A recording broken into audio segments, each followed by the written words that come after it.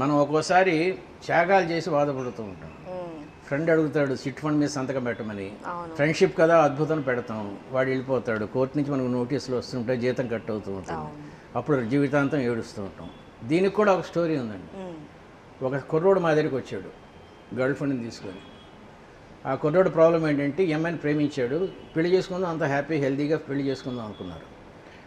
ఈ అమ్మాయికి ఒక సిస్టర్ ఉందండి. ఆ సిస్టర్ ఒకరిని ప్రేమించింది. వాడు ఏమన్నాడంటే వాడికి ఒక బ్రదర్ ఉన్నాడండి. ఓకే. ఆ బ్రదర్ మెంటల్లీ రిటార్డెడ్ పీపుల్, వాడికి పెళ్ళి అవ్వటం లేదు. ఓకే. సో నువ్వు మీ అక్కని ఇచ్చేసి ఇన్ఫ్లుయెన్స్ చేసి మా అన్నయ్యకి ఇచ్చి పెళ్లి చేస్తే నేను నిన్ను చేసుకుంటాను. నేను గుళ్ళో శపథం చేశా, I'm a very good boy, మా అన్నయ్యకి పెళ్ళి అయ్యే వరకు నేను పెళ్లి చేసుకోనని గుళ్ళో శపథం చేశాను. కాబట్టి మా అన్నయ్యకి సంబంధాలు రావటం లేదు.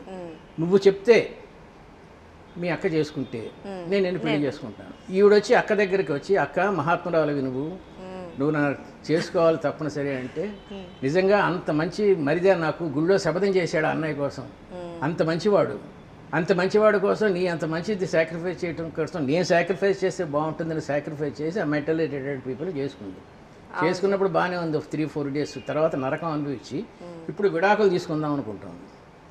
ఆ విడాకులు తీసుకుందాం అనుకుని పాత బాయ్ ఫ్రెండ్ని తీసుకుని మా దగ్గరకు వచ్చింది.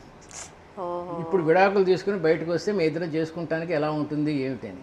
She was never happy for 1.5 years by sacrificing. ఈ మార్గదర్శి చిట్ ఫండ్లో గ్యారంటీ సంతకం పెట్టిన వాడికి ఈ అమ్మాయికి తేడా ఏం లేదండి. మనం విపరీతమైన త్యాగాలు చేసేస్తూ మనం జీవితంలో ఎప్పుడు నరకం అనుభవిస్తూ ఉంటాం. ఇది మన ఆనందాన్ని కోల్పోయే ముఖ్యంగా అన్నీ చేసుకుంటే డబ్బు, హెల్త్, అనవసరమైన విషయాలను ఎక్కువ ఆలోచించడం, అనవసరమైన సాక్రిఫైజులు, పక్కింటి చూసి ఈర్ష్యపడటం, మన యొక్క సిద్ధాంతాలు అవతలవాడి సిద్ధాంతాలు ఒకటైనా కూడా వాడు అనుభవిస్తూ ఉంటే మనం దరిద్రంగా ఉండటం. ఇది ఎపిసోడ్ తాలూకు సారాంశం.